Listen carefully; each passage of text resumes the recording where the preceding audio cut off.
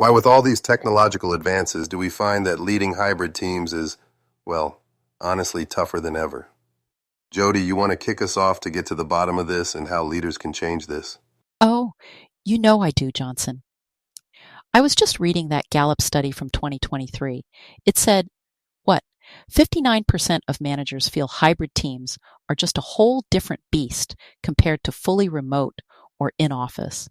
And then Microsoft, they had that work trend index in 2022, and 80% of leaders said hybrid is even harder than what we had before the pandemic.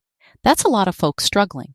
Yeah, and honestly, I get it. I mean, you got proximity bias, where you kind of, maybe without realizing it, favor the people you see in the office. Then there's the whole visibility thing. Like, who's actually getting noticed for their work? And fairness, too.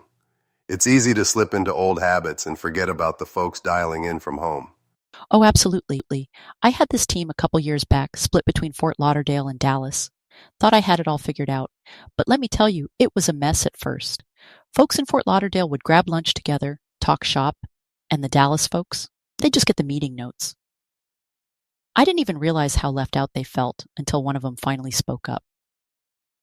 It was a wake-up call for me, for sure. Yeah, and that's the thing. Sometimes you don't even see the problem until someone points it out. And by then, you might have already lost some trust or momentum. It's not just about logistics. It's about making sure everyone feels like they're actually part of the team, no matter where they're sitting. Exactly. And it's not just about being fair. It's about being intentional.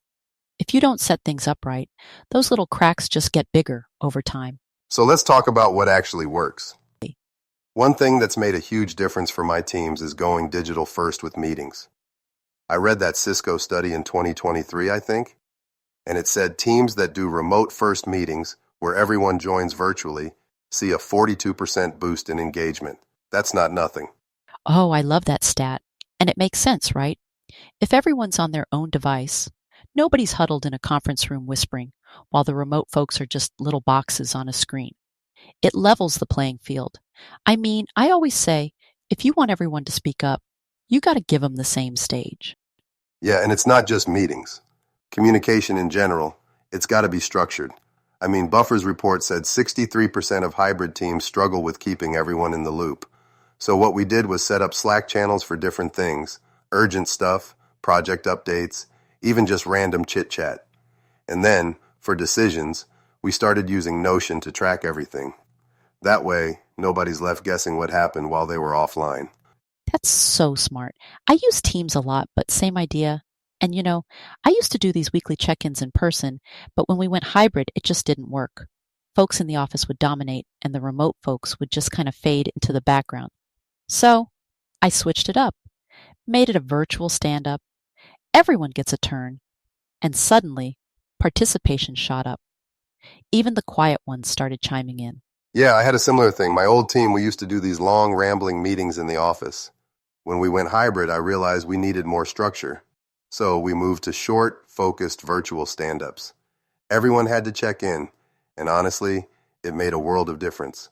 People felt seen, and we actually got more done. And the best part? All those updates and decisions are documented.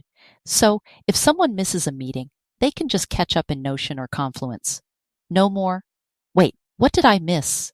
Yep. All right, so we've got meetings and communication down, but what about actually building a team culture?